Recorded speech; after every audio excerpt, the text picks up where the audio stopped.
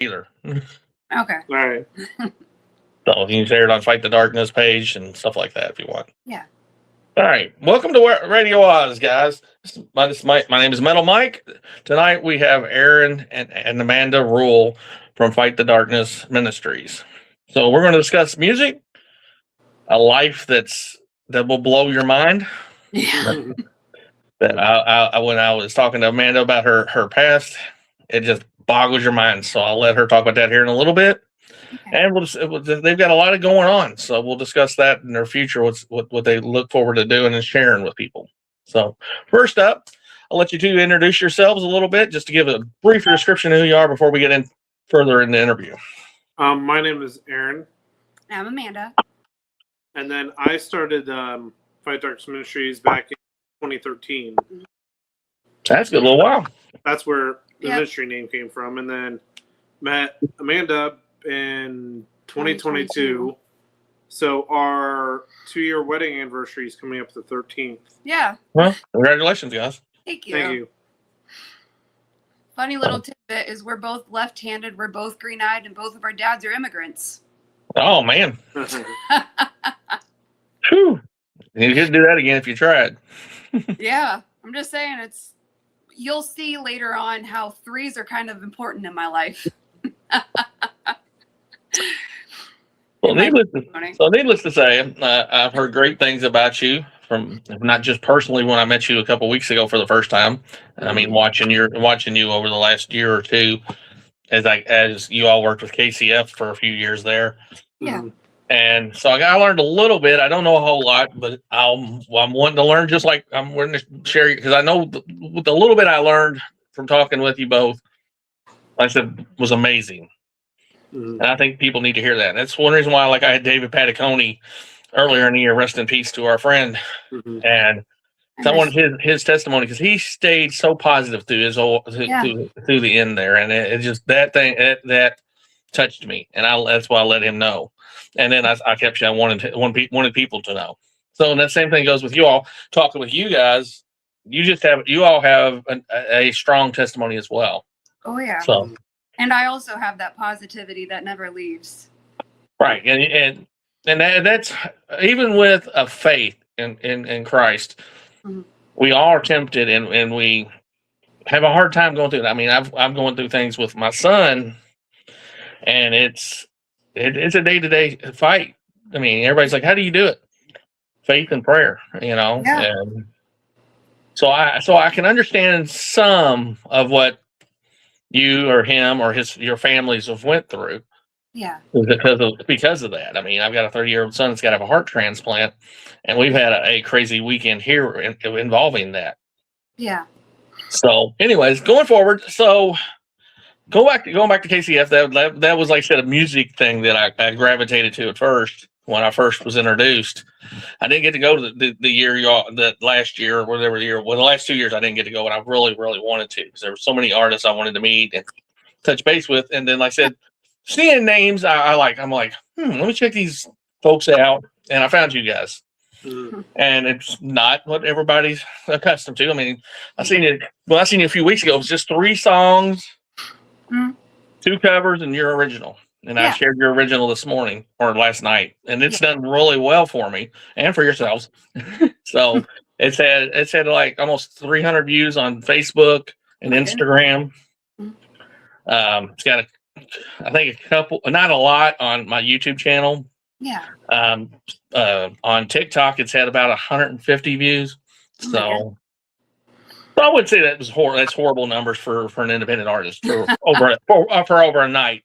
Then now your short that introduced you, that you were coming to the show, did over 1,000 views on just YouTube. Oh my goodness.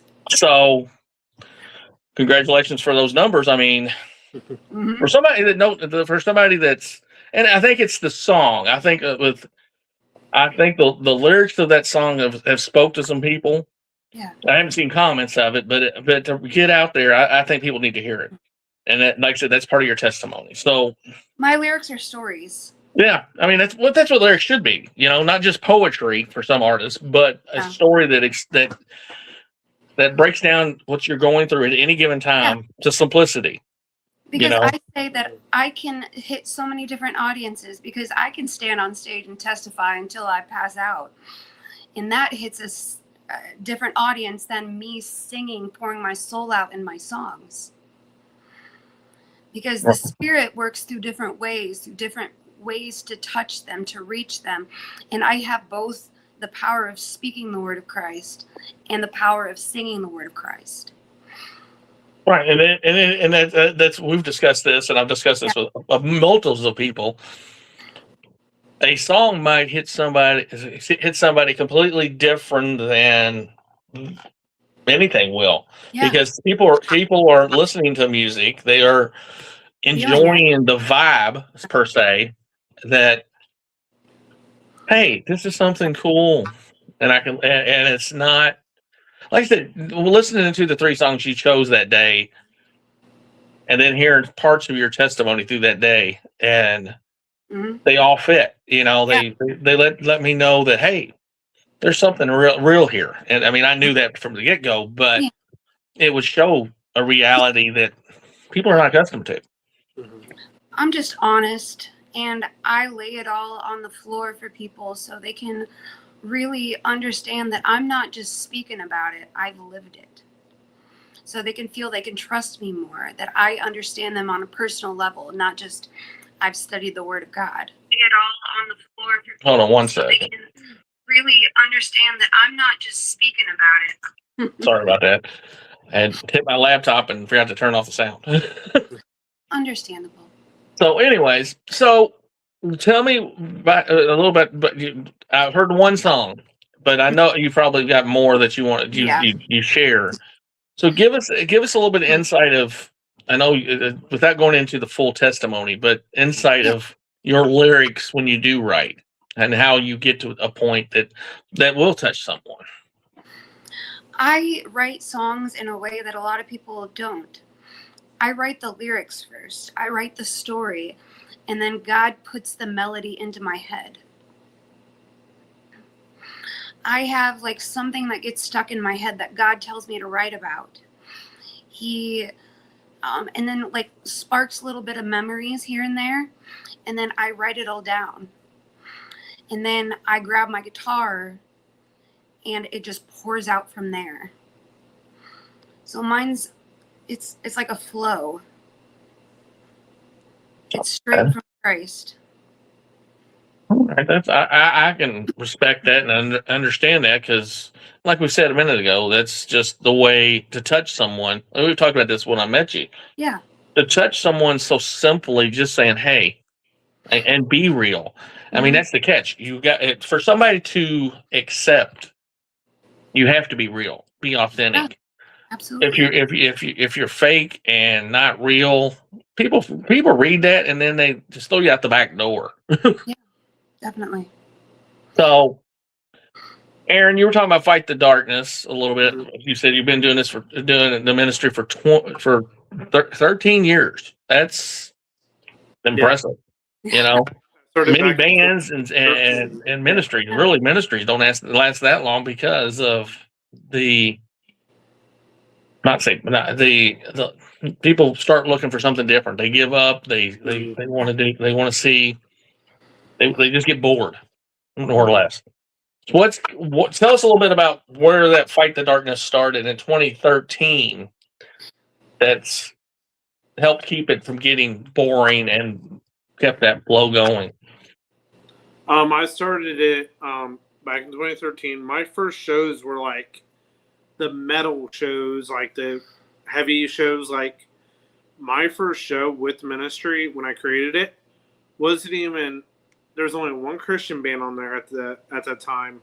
All the other bands were like non-Christian bands, like The Color Morale, Ice Nine Kills, The Animal in Me, and then the band Forever at Last was on there. And then Forever at Last introduced me to The Protest, and then The Protest got me introduced to a bunch of different people in Indiana, and it basically grew from there. Doing a lot of shows in Indiana, did some shows in Michigan, and then did some shows in Ohio. So it kind of grew from there, and it's been going since. Going back to what you were just saying, one of the bands you mentioned is real popular in the secular scene right now with some friends of mine, and that's Ice Nine Killed. Bleh, if I could speak. That's a. I mean, they're. I mean, to me, I mean, I can't say demonic looking, but a lot of people look at them as goth. Would that be a word for them? Maybe. I would say that. Like, it was just that show was very interesting to me because I'm like, yeah, this is not a Christian show, and I'm going to be talking about God. Mm-hmm. So I got a pretty good reception from it, which was kind of cool. That's my point. It's just how was your reception with, especially working with an artist like that? Because I mean, I love that concept because we've discussed that. That's what Radio Eyes is. It's a music page. It doesn't. There's Christians. There's non-Christians. There's atheists. Other religions. Other sexualities. There's a little bit of everybody here. You're all there, and they're all. And I always joke that the I need a sign on the page. It's the sign that you see when you go to the gym. It says "No Judgment Zone." Yeah. You know, I want to reach everybody in a place where they are, and music is that to me. Mm-hmm. You know, like we were talking with Amanda writing, she wants to reach people where they are. Yeah. That's my goal is reach you with music because that's where people are. You know, we've all listened to music as we grew up. I mean, even regardless of my age as being older, but regardless of the 70s, the 80s, the 90s with grunge and the aughts with new metal and all the different changes music's had even in the last 25 years, which blows my mind, even not just in the Christian scene. I mean, you can go back and count two handfuls of the bands that are still performing 20 years in. So, like I said, 13 years is amazing. Yeah. I've been playing for 20 years. Well, actually. But you get what I'm saying. It's just you don't see that. You know, going back to the Protest. Protest is a band that's been pushing it for the last 15. Yeah. And continue, and they're going out there. They're opening. They might not be the biggest band in the world, but the people should know them, in my opinion. You know, just opening up for Skillet for this last 2 weeks. I mean, it's a big opportunity for a band that's been around that long. You look at Disciple; it's been around 25, almost 30, just over 30 years. Yeah. And they just went out and winter jam, but the people don't know these bands. But we know those in our inner circle. Yeah. You know, but the people, to me, these are the bands that I'm not the biggest Skillet fan, but I'm impressed with where they went. Because I mean, I was following them in the late 1990, like 97 through 99 or somewhere in that neighborhood when they released their first album. You know, I wasn't a panhead, but I followed them. But today, I mean, you ask anybody, oh, do you listen to Christian rock? They know Skillet. You know? Yeah, Skillet was actually the first Christian band I actually ever seen. So that was that was when I was in middle school. You know, when I was in middle school, I was listening to Striper. That was what got me started. So, which they're still around. Yep, they're still doing it. They are. I mean, they might not tour as much as they used to, but every time I've met the guys, they've been pleasant. I mean, I've met them, and that was the 15-year-old me going, I'm meeting the band I want to be, or a band I want to be in. You know, it was not really an idol, but it was a band that I respected growing up. And when I first met them, and it was 10 years ago next month. Aww. And I was so giddy it wasn't even funny. I mean, on my wall, where you were talking to me from is my office. It's my laundry room. So I'm sitting at a desk that's between my washer and my dryer. No. But on my wall, if you remember at the show, I was asking all the people for drumsticks and stuff. And that's on my wall in front of me. Some of that. Yeah. So I mean, so I created what's called my lawfus. Law from laundry, and then office from the office. Yeah. Mm-hmm. So, but Striper's the dead center because that was the band that started some of this. Yeah. Per se. As I was sharing mixtapes in the '80s with Christian metal, with secular metal, just like we discussed. That's Yeah. like that was the way I grew. So where is your music going to be? Can't find your music right now on Spotify or anything like that I could find, except for a few songs on YouTube.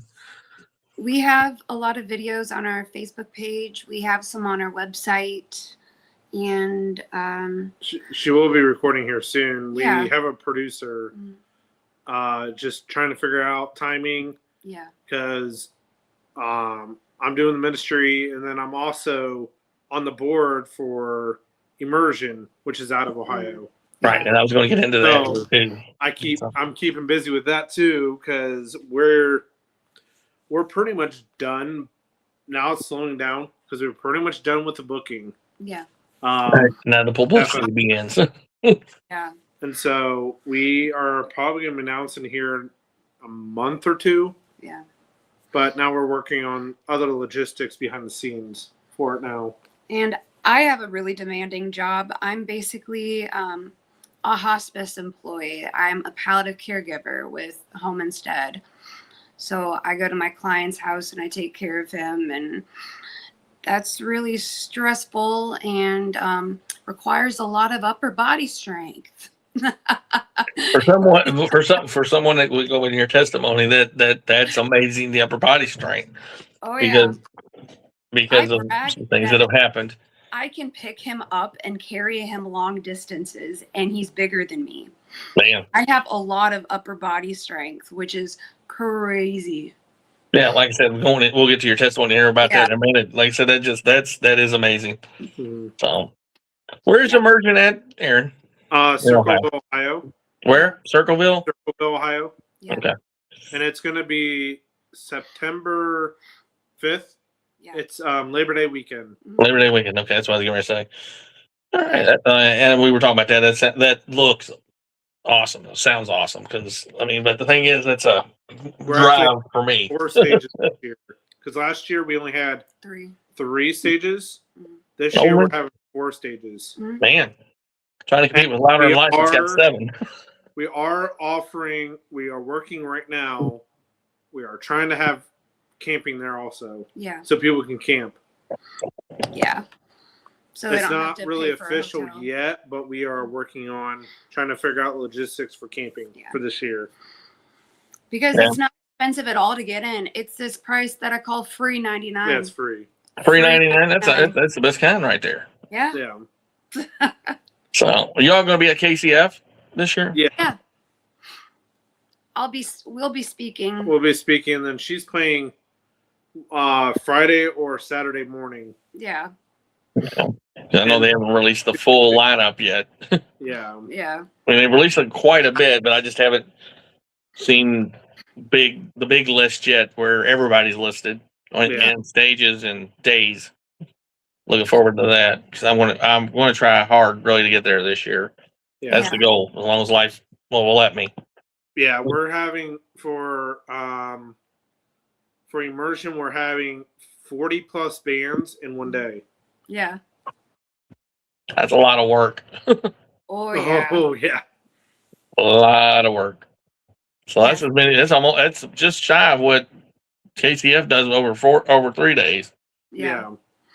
On 2 stages. Yeah. So what? Going back to music, Amanda.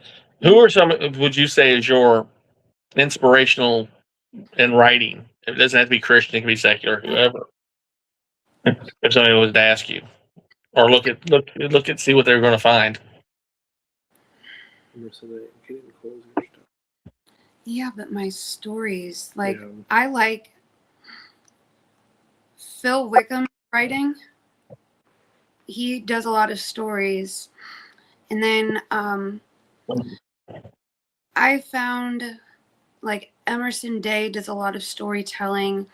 I just love the songs that are peaceful, that draw you in, that you can't stop listening to it. Like the stories that you want to know more about, like the singers that really draw you in and direct you to God and get their story stuck in your head.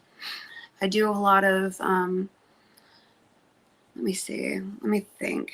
Let me go to my iTunes. I have over 1,000 songs of Christian artists. I love Torrin Wells.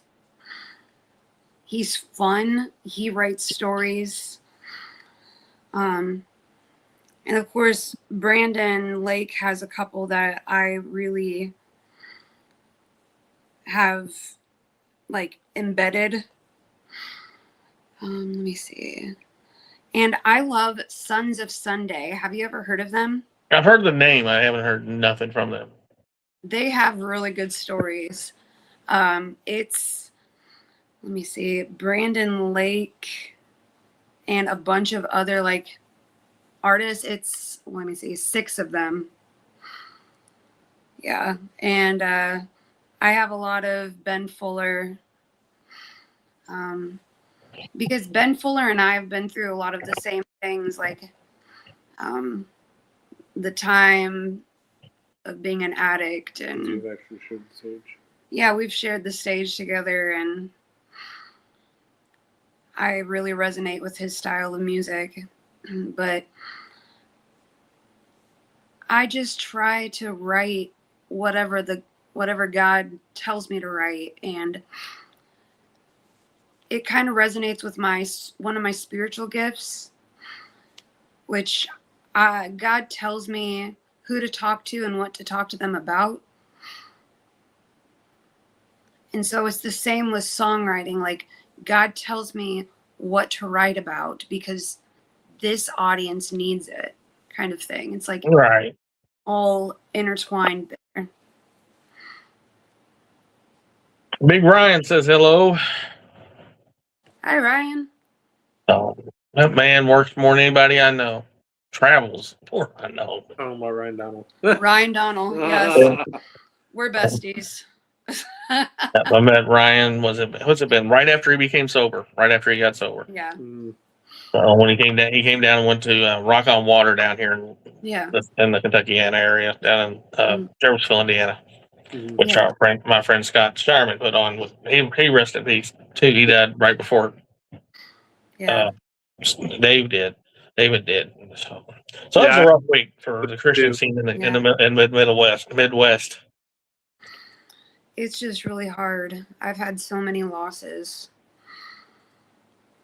in the past couple years. And Ryan says he's in Georgia tonight. Oh.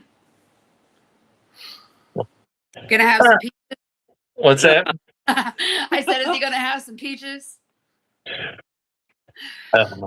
Keep them all peachy keen. Right.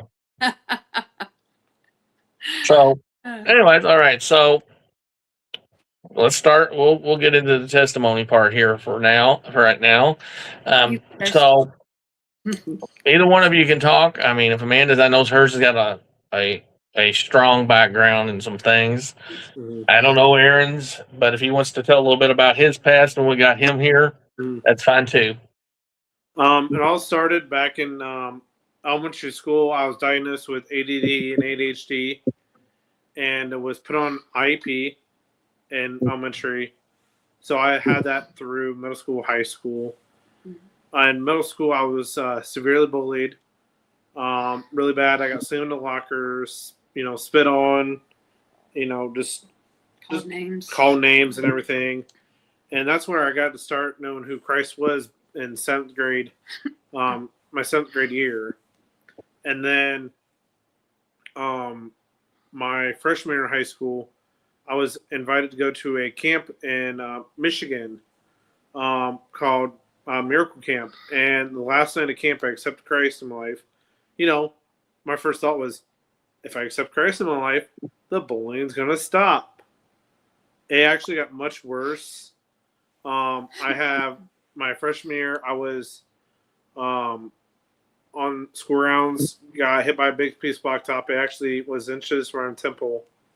And I have a speech impediment from it. I have headaches all the time. And then that was the only thing that happened to me from a bullying incident. My sophomore year, I was running, got tripped, fractured my right arm. And then from the fall, into my junior year, I had to go in for basic scope surgery where they did move my kneecap up, took out tissue. I had severe complications from that where my knee swelled up so badly the doctors not losing my right leg because of the infection. to the infection because I had basically my body was rejecting the surgery from that. And so that was my sophomore year, and still being bullied in that. When after my surgery, I got my crutches taken me. They would be thrown across the room in classrooms, but I would have friends there that would go get them for me and just be there for me and care for me. And then my senior year in high school, the Youth for Christ director come up to me and goes, what do you want to do after high school? Like, go to college.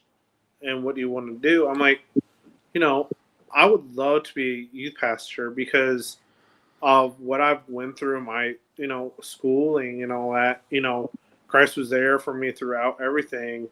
And I was like, I'd love to be a youth pastor to help these kids that are just struggling with things in their lives like bullying, depression, and suicide and all that. And then, looking around for schools, I found a school in Illinois. They accepted me, because they knew I had the ADD and ADHD and on IEPs, and they're like, oh, that's fine. We'll be able to help you there. So I was there for a couple months. Break came up, and so the 2 days before break, I get an email saying, they want me to call the dean's office. The dean wants to talk to me. So the day before break, I went to the dean's office. They explained to me that they don't have nothing there to help me succeed here at the college because of my learning disability, and they really didn't have nothing to help me there, to further on my education because I was struggling at the time because they had nothing like I had in school. And luckily, one of my friends, his brothers was going at that time, and he brought me home. And that night, I felt so worthless. I was like, I told God, I'm like, I want to take these painkillers because I just want to die because I'm like, all my friends are going to college. They're succeeding at life and that, and I just felt worthless.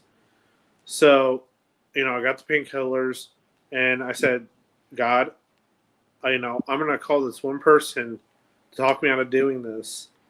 And luckily, that person answered the phone and actually talked me out of committing suicide that night. In one ring. In one ring, basically, she answered the phone right away. Mm-hmm. And, and then, I was touring that. Like, after that happened, took quite a few months, of thinking what I should do. And I was like, I would love to, go around and share my testimony. So then, I started traveling under just my name as Aaron Rule. And I'm like, I was doing a couple of shows there, wherever.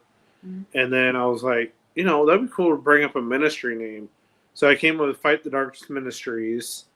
Started doing, as Fight the Darkness Ministries and all that. And the cool thing about, when you see our table is we have wooden crates and wooden, things that, because I love antiques. And then I got the idea from the band Forever at Last. They used to use wooden things all over their merch table. So that was pretty cool. It was eye-peeling. So I've stuck doing that, since then. We, still travel with wooden stuff and all that. Yeah. And put our information in it, our merch in it. And then we give out free Bibles. And I've been doing the free Bibles since 2013. Mm-hmm. Just giving out free Bibles to anyone that actually needs a Bible or doesn't have a Bible. Or can't afford a Bible. Mm-hmm. All right. Maybe any specific translation that you try to use or whatever Bibles someone gives you, donates?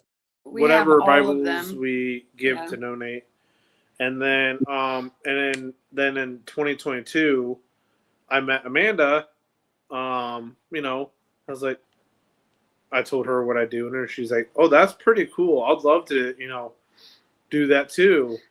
And she told me her story, and she now speaks on stage with me, so we do it together. And then, probably about a year or so ago, she just started doing music a little bit, and it's grown since. Yeah. Mm-hmm. All right. Well, like I said, that's kind of stinks that ADHD would stop you from going to school. That's just mind-boggling. Back in the day, they didn't care about it. Oh, my son's got it real bad too, so I can relate. Yeah. Oh, and for him he wanted to go to school and then decided after being in there, like you said, it's like can't do this. Yeah. Did this for 12 years, and adding 2 or 3 more, 4 more, it's just a little rough. Yeah. But the ADHD sometimes, a lot of the time, he has more energy than a toddler on sugar. I want to bottle it up myself. It's like, hey, can I have some of that? Not the part where I lose not lose conscious, but lose focus of what I'm doing. Enough just to keep like awake. I was a toddler teacher for a while, and man, I wish I could bottle up their energy and save some for myself. Mm-hmm. Yeah, my daughter works in daycare, and so their day, she's like, these kids will not stop screaming. Yep. Yes. So, all right, Amanda. I know you've got yours is a little more there than his is. Sorry, but Aaron, I do appreciate you sharing that there's a lot of people out there that have went through that and don't realize it. That there is people out there that will help them. Yeah. Well, my name is Amanda. I might only be 33, but I've survived and overcame more than you would ever be able to imagine. I've been a victim, an addict, an alcoholic, a musician, a soldier, a nurse's aide, a patient, and a truly born-again Christian. This is how it kind of began. At age 13, I was in my 5th school because we had to keep moving around because my dad was Walmart management and they would just transfer him to a store. And if he didn't take the transfer, they'd demote him. So I was moving around so much as a kid that I never had time to make friends or having an actual relationship with anybody. And then I had really bad things happen to me as a child, and that left so many more deep wounds and scars and just bad self-esteem. I ended up having an eating disorder and cutting myself from just a small, young age. And then I started drinking when I was about 12. Drinking and smoking. I would sneak out of my parents' house and I just wanted to disappear. And I have so many scars on my wrists and my thighs from slicing and trying to slice the pain away and trying to find any kind of self-worth was foreign to me. And then there's so many times that I woke up in so many different ERs from passing out or having alcohol poisoning or overdosing, and because I was also anorexic, so the only calories I would consume were booze. And then I was homeless for a while, living in my 97 Nissan Quest minivan, playing shows all over Northwest Ohio and Southeast Michigan. And all of the awful things that I went through has built who I am now. My entire existence is a jigsaw puzzle. I had this new love for caring for people. So I got my STNA license, which is a state tested nursing assistant. And I started working in a nursing home / rehab facility. And I would bring in my guitar and I would sing to the patients. And I started feeling a little bit of self-worth finally after all of those years of not having anything. And then all right, are you guys ready for the craziness? Thumbs up. Go for it. On June 1st, 2018, I escaped to my parents' house. And that night, I forgot I was not in my apartment. Got up in the middle of the night, and I thought I was going to the bathroom. Nope, wrong door. I fell down 15 wooden stairs and landed face first on the concrete basement floor at my parents' house. It completely destroyed the frontal portion of my skull and my eye sockets. It threw me into, okay, here's a couple of the threes. I was in a 3-month-long coma, less than a 10% chance of waking up. I had 3 craniotomies, which is skull and brain surgery. I was on 3 ventilators, and I died 3 times.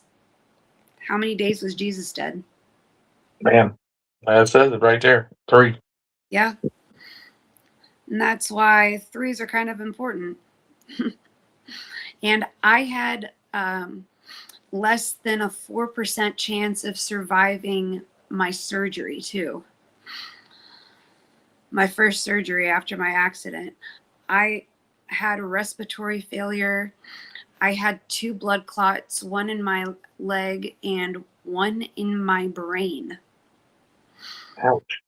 Yeah, my right eye, which is more visually impaired, was actually like hanging out a little bit of my socket. And I have to get new glasses like every year, every 2 years, because my vision keeps changing. And bits and pieces of the skull that they put back are dead. So I have holes and like cracks all over the top of my head. I've got about 30 something screws and plates in my skull. And I brag that I'm partially brain dead, but still competent and really kind. Yes. And what's crazy, the time, because I had alcohol and drug problems since I was a kid. And then I cleaned myself up when I was in the Army. And then when I got out, I started again. And what's crazy is my liver and my lungs are perfect. That's a once in a gajillion chance. I'll come out of all that and still fight. Like you said earlier, a soldier, even though you were a military soldier, you had the wherewithal and mental and physical to get through what you've went through. I mean, that's mind-boggling. That's why, like I said, that's why I was happy to have you guys on, because, like I said, we were sitting talking when I seen you a week and a half ago, and it was just like, and I'm sitting there, my mouth is done here, and I'm like, and I don't like that, but it's like, how does, I mean, that has to be a God thing, that got you through cleaning up and living a life of craziness on a personal level. Yeah. And then turn around, you get that all straight, and then the physical happens. And then my brain damage and skull was so jacked up that I had to relearn absolutely everything. How long did that take? Oh, years, because I literally had to be re-raised. Like, I didn't know up from down and from out, right from left, but I never forgot how to play guitar or piano. So my parents, this was after my emergency craniotomy, because they misused the pressure machine after my craniotomy. So my brain swelled astronomically, and it was being cut by the jagged edges of the remaining skull. So they had to go in and literally cut out like an L shape. Its entire frontal skull had to be cut out so my brain could deflate. And But I still knew how to play. Can you see that? yeah. Look at my eyes. I don't know up from down. I don't know anything. But my hands, I still knew how to play. Well, they always said, I've always heard, I mean, do a lot of things. Music never leaves you, Yeah. in different ways. I mean, that's why they play music. They advise you to play it for a child in the womb Yeah. all the way to death. Going back to what you were saying, working in a rehab facility or even with your nursing care that you take care of your patients, I'm sure you share music with them. Yeah. And when I would play like old hymns, they would still know all of the words. And that's how it is with me. Like, I couldn't remember what you said 2 seconds ago, but I remember lyrics like nobody's business. It baffles because I drive my mom everywhere. We're besties like that.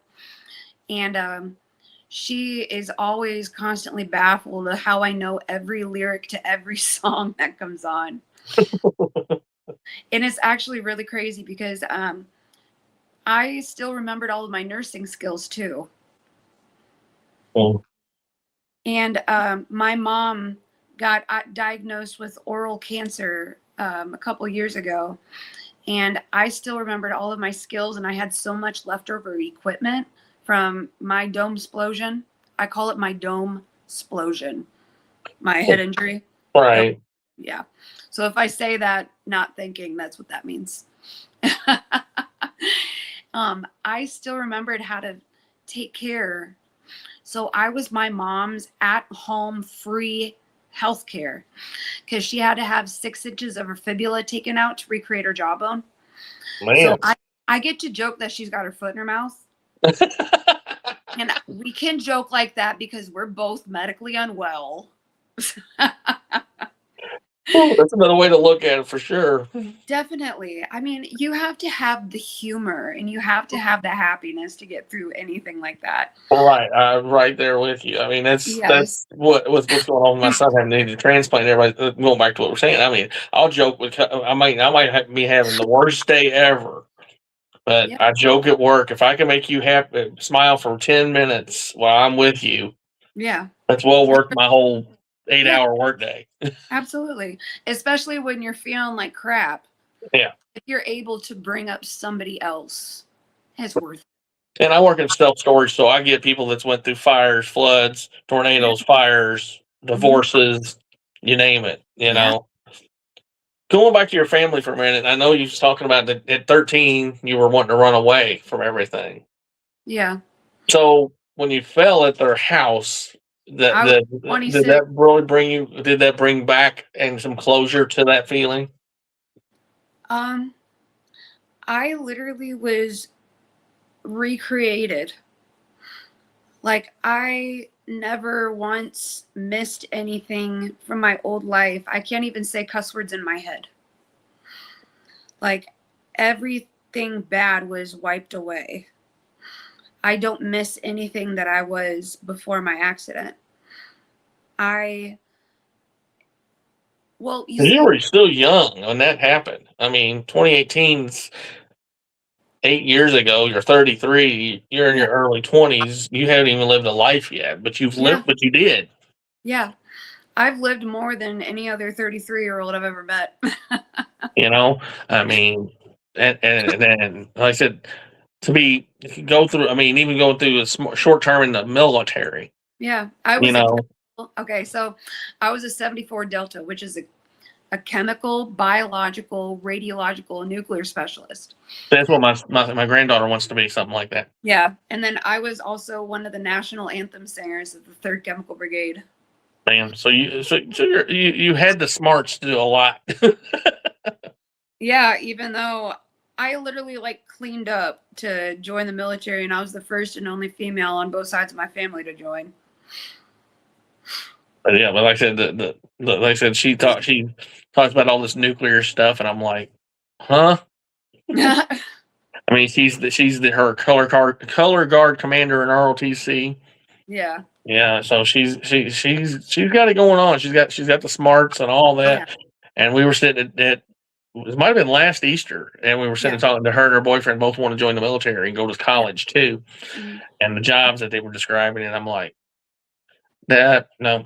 When I joined the military, when I joined the whole time I was in the military, which was a whole 6 weeks in the Navy, because I was promised that I would learn to float in the Navy since I couldn't swim, and that didn't work. And, but I was going to be in cryptology, where you go through and translate code and all that, which was like spy stuff. I was like, oh, this is cool. Never got that far, but I was excited about it. I had a top security clearance with I'm sure. Yeah. So when I went to get a firearm and all of that, they basically handed it to me because they saw what my clearance was in the military. They're like, oh, okay, there you go. Yeah. So when you joined the military, you were going. Did you join to try to get yourself together? I joined to run away from my ex, but also to kind of get my life together. And then turn around when you got out, turn right back around into what you were at. Yeah. So. Yeah, it's just, I just had such a tumultuous childhood. And then I had no one to talk to because I shut down.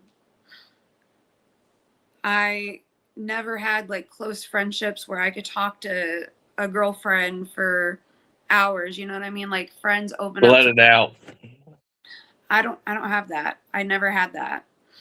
And so everything was just inside. And then my mom got alopecia right after my youngest brother was born. And then they thought she had mitral valve prolapse and atrial fibrillation, but it was actually supraventricular tachycardia. And she's been through it too. And so she would have these episodes where her heart would go so fast, they would have to stop her heart and restart it. And then from the alopecia, that makes you immunocompromised and that makes you weaker at first. And she never had it before. Like she lived her entire life up until she was 38 without alopecia. And then it hit her like a ton of bricks. And so she had the heart condition and then that. And so I was literally helping her raise my brothers because my dad was at work for like 60 hours a week. Yeah, I worked retail before. 25 years, and Walmart's pretty much the only major retailer that I never worked for, and that I would not work for because I'm not a big fan of the Walton family. No. Nowadays, people ask me, why didn't you ever go to Walmart? They paid you good. No, they don't. Then they treat the people like garbage. Yeah. You know, not to diss the place, but yeah, if I don't have to go to Walmart, I will not shop at Walmart. Yeah. And if I didn't have to buy stuff off Amazon, I wouldn't too. But I'm not a big fan of Jeff Bezos, but that's here nor there. I feel you. But basically, I didn't have anyone to talk to my entire life. And so I had all of these like pent up emotions. And then I was at an eating disorder clinic when I was in high school for a couple months. And then I actually got expelled from high school for being a drunk. Man. But I'm really smart, passed a bunch of tests and graduated a year early. You showed them by getting in the military, doing what you were going to do. Yeah. You know, you showed them, hey, I'm not as dumb as you make me look by being a drunk. Well, I was the kid that everybody hated because I would get straight A+ on my tests, but I didn't do a lick of homework.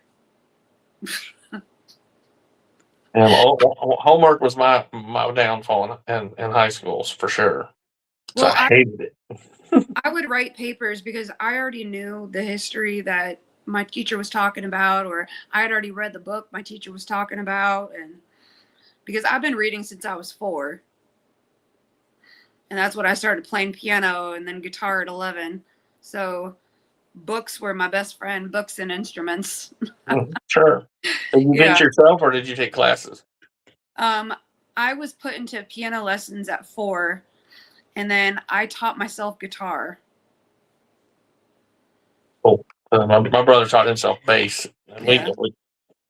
That's what I was wondering because, like I said, I mean, you've that's been I think the glue that held you together for so long was music. Yeah, because when I was an addict, I had to stay alive for the next show that I was going to play. You know what I mean? Like, oh, I got this really cool show on this stage with these people. Like, I got to keep myself going until then. You know what I mean? Yeah, I mean Oh, that's I hear that I've heard that from a few different people. yeah. Like I said, I interact with so many different people, and I see things that are just I mean I've seen things that I mean you hear the stories and you're like nah that can't be true, and then you're actually in a scene and it's like Yeah. wow that is real, or And I showed you like all of the pictures from my testimony, and you were like, what? yeah that's what I'm saying. I mean, and like I said that's not to use the wrong words impressive, but it's people don't realize what especially what addiction can lead to. Oh, yeah. You know, I mean, that's what I'm trying to. I'm working. We're trying to work with my son because he like I Yeah. said he's gonna have a heart transplant, but he can't have it until he's completely clean and sober, Yeah. and he's having troubles with that sober part. And it's we're trying to tell him that you need to get some help, Yeah. but we can't force it because he's 30 years old. Yeah. I understand that. I went to So NA, and CA like way back in the day. And I try to get myself clean, but I was in really bad relationships with really bad people, and that just caused me to relapse. And I never had people that I was really close to, so I couldn't emotionally unwind. You know what I mean? yeah, well, I mean, everybody deals with addiction differently. Yeah. For they say the first step to know you're an addict is to acknowledge it. I Acknowledge mean, that I'm an addict. Yeah. yeah, and it's I even still, when you acknowledge it, it's hard to show that I yeah. need to change. Because you're so stuck in that mindset. Like you Yeah. just said, your next fix, your next show, your next Hmm. whatever it might be. And I see it every day at work too, because I mean, with customers I work with, Yeah. and it's like, and you can just see the tracks and the scars and the Yeah. scabs, and you're like, and then you wonder, okay, are you going to be a good customer, or are you going to be the customer I have to babysit all day? Yeah. Well, 'Cause I like, would get free stuff from my shows. Like what's that? people would give me free stuff at my shows, like free illicit substances and free drinks at my shows because they Yeah. love my voice. You know, like being an addict and a musician is one of the worst combinations. Well, I mean, that's why you've seen and read the horror story for since rock and roll was Yeah. formed. I mean, even before Mhm. that. I mean, they say blues Yeah. artists were using heroin like it was nothing. You know. I You did a lot know. of cocaine. What's that?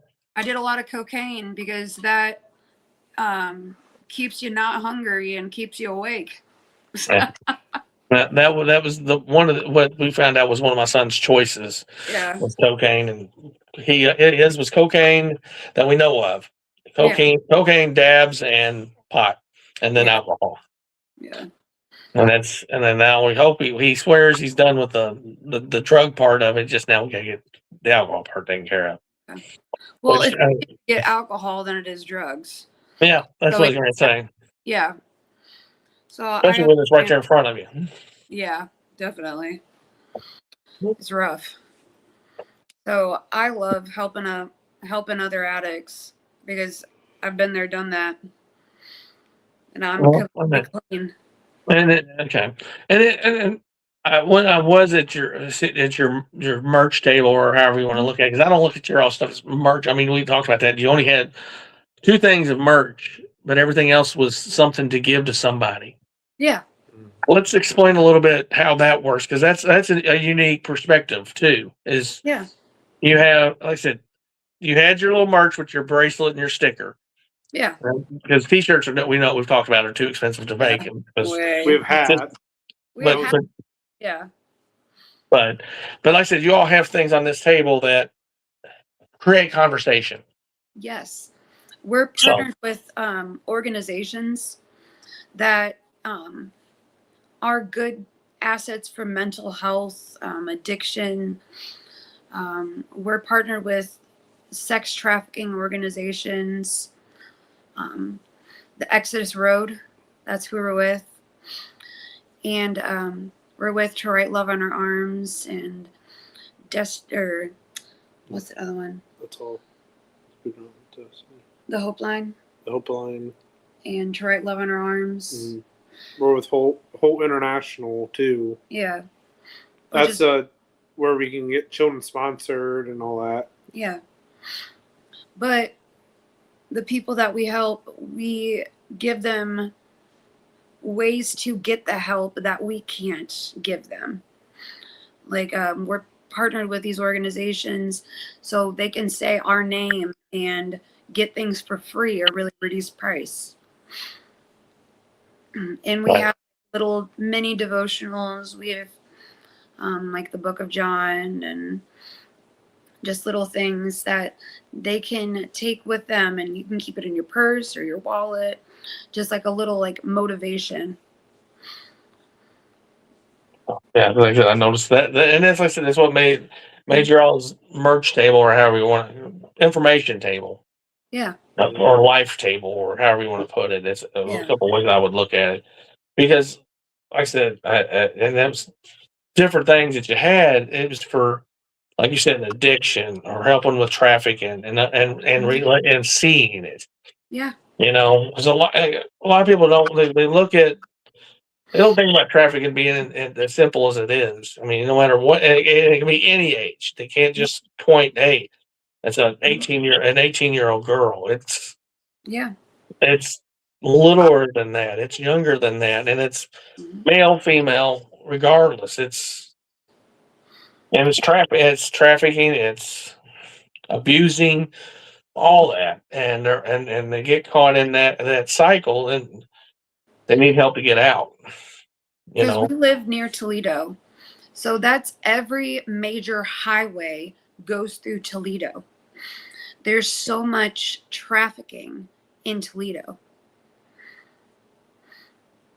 I mean, reading the news, I mean, every day, no matter where you're at, you're turning on the news, and there's this person arrested for this and that, and it's like I said before. I mean, we're out in Louisville. We got I-65, which is a major corridor from Chicago to Mobile, Alabama, for everything. Well, we have 80, 90, 75, 475, 23, and a bunch of other ones. That's what I'm saying. It's through Toledo. Yeah. I mean, you all got from the East Coast to the West Coast coming in, intersecting, where, like I said, we got the North to South, and it's like I said, it's mind-boggling every time you turn around, and there's that simple. That's like I said, it might be not 10 people, it might be 5 people, it might be, and then you hear about it, and you're like, well, how do they get involved in this? Well, it's a cycle that we don't even want to understand, but it happens. Yeah. And these people need help, and unfortunately, people turn a blind eye to it. Same thing goes back to addiction. People turn a blind eye to an addict and they ignore them for so long. They're hoping they just leave, and it don't work that way. Because a lot of addicts, they don't understand that they have to literally like rip themselves out of the situation. Don't talk to who they used to talk to. Don't do what they used to do. You literally have to be taken out and replanted. That's why a lot of people relapse, is because they still talk to the same people. They still go to the same places. They still work at the same job. You literally have to uproot yourself and replant yourself somewhere healthy where you're not around that. Exactly. I mean, that's what we're trying to tell my son. He needs new friends. And he don't understand it. He's like, they're enablers, you know. Yeah, they are. You know, and a lot of and most of them are, like I said, don't understand his sickness. So there's that. You know, that's what we're trying to tell him. They don't understand how sick you really truly are. Yeah. And I said, like you said earlier, if you go somewhere, and no matter if you go to a concert or not, if there's liquor involved, somebody's passing something around. Oh yeah. Here. Yep. Party, friend's house. Oh, you don't want to be left out. I've had drinks spiked. Yeah. Yeah. You know, I've talked to many of friends that are female that are afraid to go to bars anymore because they don't want spiked. You know, I Yeah. mean, they wanted to go hang out. Well, now you can't just go hang out because you don't know who's walking behind your server or Yeah. behind the counter. Even, you don't want to talk bad about restaurants or bars, but if they see you're single and you're by, and sometimes, and most a lot, sometimes by yourself, you never know what's going to happen. You know, Yeah. If you're a girl going out, even if you're not married, wear a ring on your ring finger, like your wedding ring finger, and you'll have less of a chance of getting spiked. I mean, it's a scary world we live in, Yeah, regardless. it is. I mean, like I said, it's not just female, and that's the thing people don't need to realize. Yeah, it's not just female. I mean, it goes both ways. Yeah. Um, excuse me, pardon me. Been a long day, long 2 days. It feels like it's already been a full week at work. Oh yeah. Um, anyways, so we're at a little bit over an hour, but like I said, we can talk as long as we need to. But anything else that's on your heart? I mean, you said you feel like God tells you to talk about something. Do you have anything this evening that you feel you need to share besides what we've just talked about? If you do, or even talk a little more about that. It's up to you. I'm not really like, I don't have nothing right now. Do you? Um,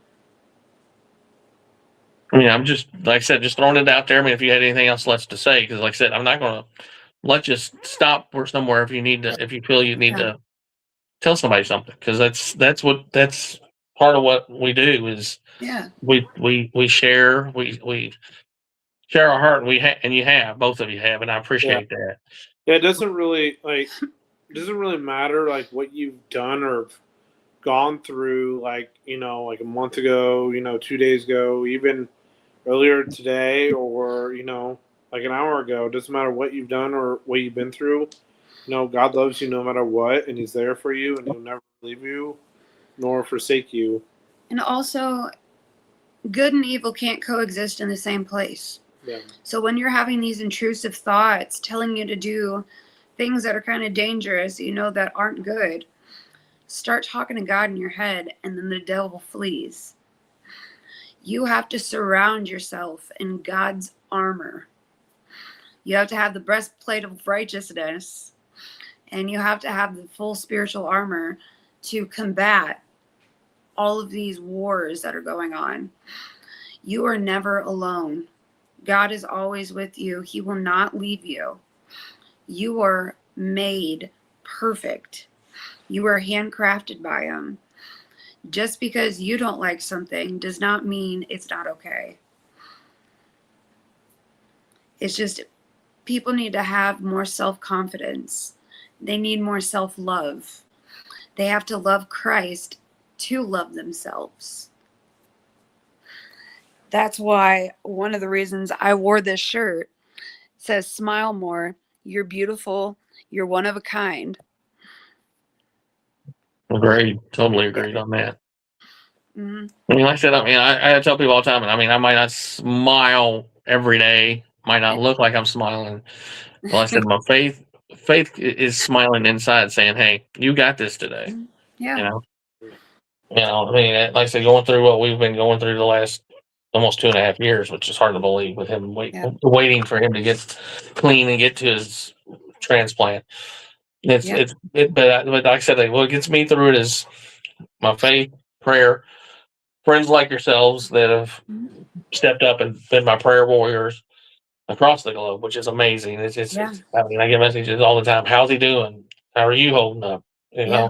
know, that's one thing great about social. We all love and hate social media, but there are times where it's been a blessing, and Yeah. and I can't argue that. I mean, I get it.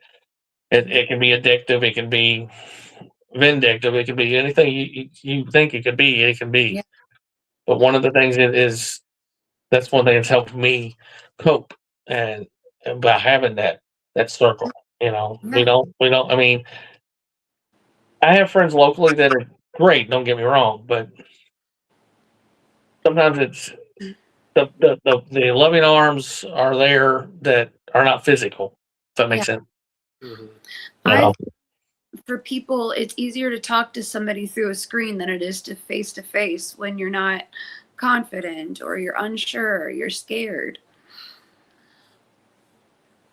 So talking through like Facebook, like a lot of people are more comfortable typing behind a keyboard than they are speaking face to face. And sometimes that's where the most work is done because they can be emotionally vulnerable with you. Yeah, same thing. I mean, it's Mhm. and that goes back to even just talking. I mean, it's awesome that we've all got that finally. You know, you got the 988 for the suicide line where you can Mhm. call anonymously, and Yeah. somebody's just right there to answer. Mhm. You know, and like you said, you had like Aaron said earlier, he was at that point and he called a friend, and they were there. Yeah. You know, how many people can we say? I mean, not many people can say they can do that, but Mhm. there was something that was held that friend said, "You answer that phone. Yeah. He needs you tonight." Mhm. You know, we've all went through trials and tribulations that we never thought we would. Oh yeah. Yeah, you know, but we knew if we just reached out, you know, by simple prayer, and we could be a little bit more comforted today than we were 20, like Aaron just said, 20 minutes ago, yesterday, the day before. Mhm. That 30-second prayer could change everything. Mhm. And even if you don't have the words to pray, God feels your heart. He Yeah, knows what you need to say. exactly. He knows you better than you know yourself. Amen to that. Yeah, I that's so mean, true. He knit you together in your mother's womb. right. And He he protect- knows what you're going to say before you even say it. You yeah, know, absolutely. I mean, you don't really have to say it out loud. You don't have to really even murmur it. It's just close your eyes and just let your mind at ease, Yeah. and you don't real and you'll see a whole different perspective than you think you would. And that's what I've had to do that more times than I care to count. You know what really works? Leave your phone in another room. Go to a room that doesn't have electronics and literally just sit there and talk to God where you have no distractions. Yeah. Yep. Light a candle so you can smell like the aroma that brings you peace while you're talking to God. Yep. I mean, the only times the stillness just can be Yeah. peaceful in your mind, peaceful in your soul. Yeah. You know, it brings a whole new meaning to it. You know, I mean, they say, "Oh, it's meditation." Well, it might be meditation to somebody, but it's Completely just different for us. Yeah. right. But you're letting it all out. You know, without anybody around, you're letting it out in a way that is controlled.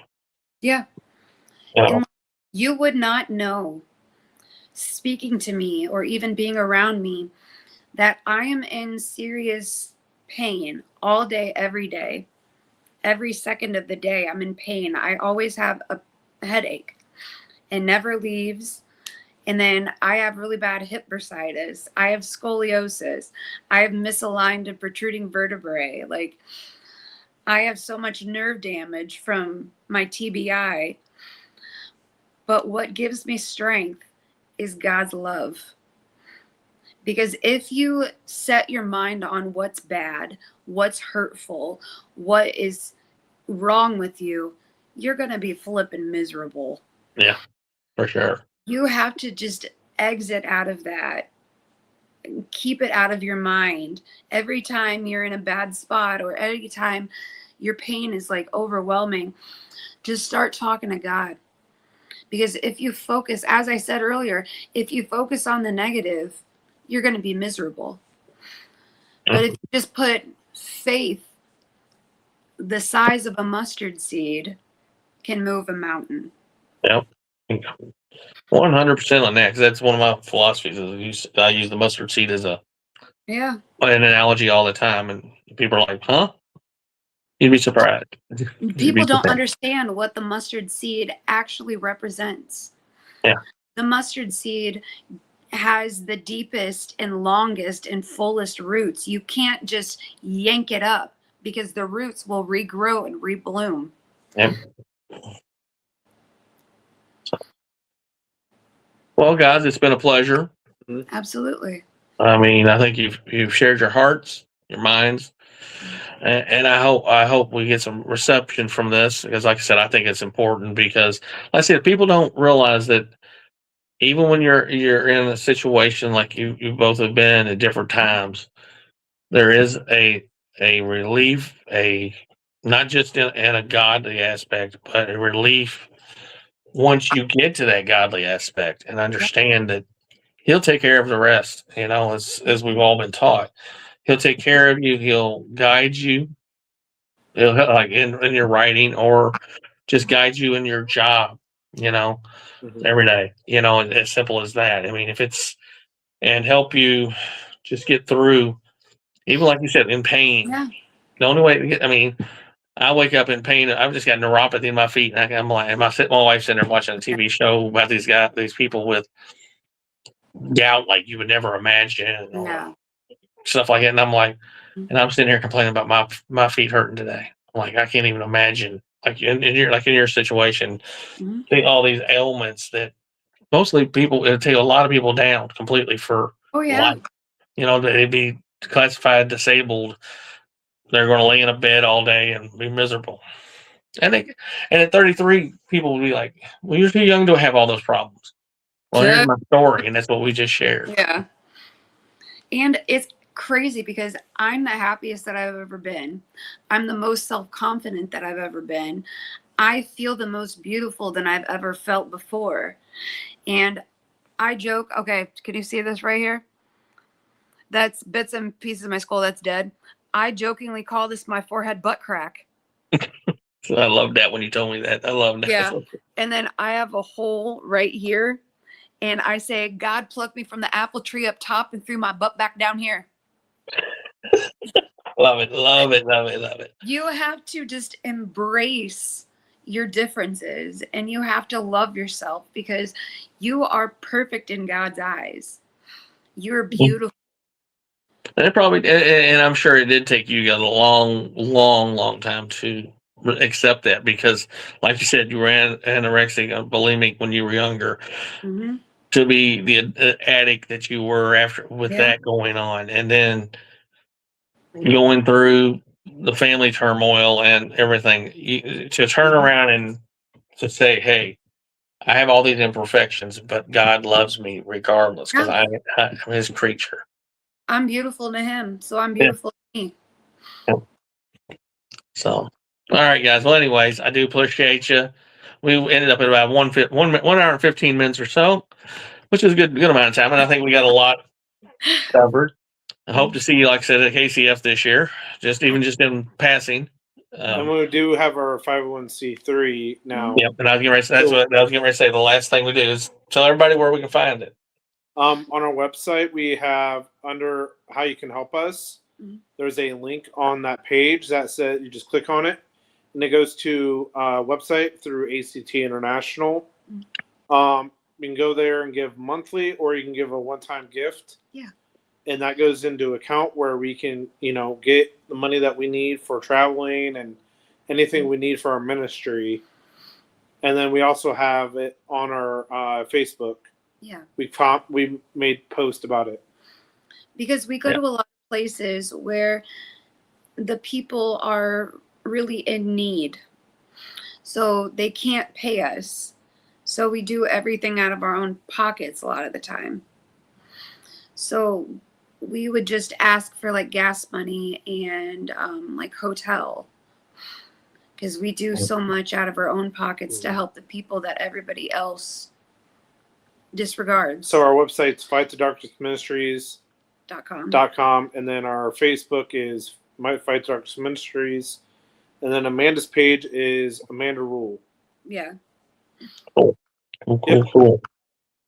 Well, I hope that you, like I said, continue seeing you guys out in this because it is a strong message. I mean, like I said, it really seeing you guys at that show a few weeks ago, talk to you on the side. It's just it touched me. I will let you know personally on a personal level. And like I said, I hope and pray that you can continue to touch people more than just me, as there's more people that have even harder issues than I'm going through, like we said before. Yeah. I appreciate it again, guys. Have a nice evening. We'll catch You up too. soon. Thank, All right. Thank you. thank If you. you need anything, if you when you got new music, let me know and we'll All plug right. it and get it All back out, get that out there as well. Thank All right. you. Thank you. All right, thank you guys. Have a great evening. You too. You too. Bye. Bye. Bye.